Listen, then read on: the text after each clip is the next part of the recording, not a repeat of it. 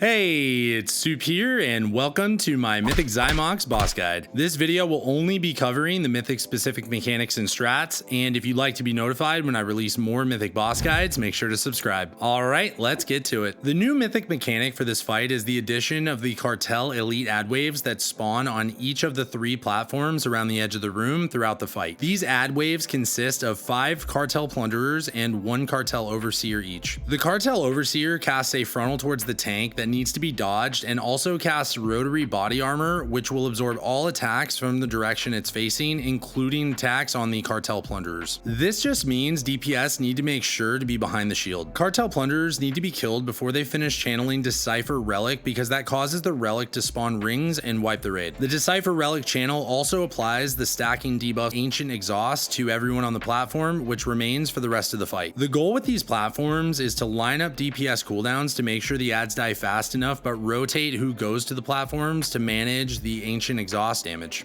One set of these ads spawns shortly after the beginning of each phase, and the assigned group needs to use a lock gate to get to the platform, which also means you will need a warlock in your raid for this fight. Once the ads die, the platform group will be pulled back onto the main platform by the first tank grip in each phase. Just make sure to stand at least 25 yards away from the edge to avoid getting hit by rings. Back on the main platform, the main differences on Mythic are the increased importance of efficient trap placement to make tank grips safer, new portal drop locations, using tank grips to hop the rings, and knowing how to navigate each ring set. You can see here the portal locations we used for each of the 4 portal spawns. The rings in phase 1 aren't any different from heroic. The first ring for both ring sets in phase 2 comes from the center, and the second from the outside. My raid used portals for the first rings and had our tanks immune or transcendence through the second rings in each set to grip the raid over it, which can also be achieved with blinks. If you're not already aware, the tank grip causes you to jump in the air and hop over the rings to avoid taking damage. The phase 3 ring sets have 3 rings that spawn from the center, then outside, and then the center again. For the first ring set, we used portals for the first ring, tank grip after transcendence for the second, and portals for the third. And then we used portals for the entire second ring set in phase 3. And before getting into the phase 4 rings, I want to go over the stop DPS condition that my raid has run into during reclear. The boss transitions into phase 4 around 30%, and a new portal timer starts as seen here. If phase 4 portals go out while phase 3 rings are already active, there won't be any way to avoid the rings and you will wipe. My raid has begun holding DPS around 35% during reclear until after the second ring set in phase 3 to avoid this potential overlap. Anyways, phase 4 has 4 rings per set, and the first 2 come from the center and the second 2 from the outside. The way my raid dealt with these is to wait until the second ring passes over the portal in order to skip both rings, then again for the third and fourth ring. So you want to follow your assigned DPS cooldown usage for platforms and kill the ads as quickly as possible, bait traps well and plan positioning to avoid getting gripped into them, drop portals in the assigned locations, and use portals properly to dodge the double ring sets in the last phase. You can find my kill video in the upper right. Let me know in the comments if you found this video helpful, and remember, never stop improving. Peace!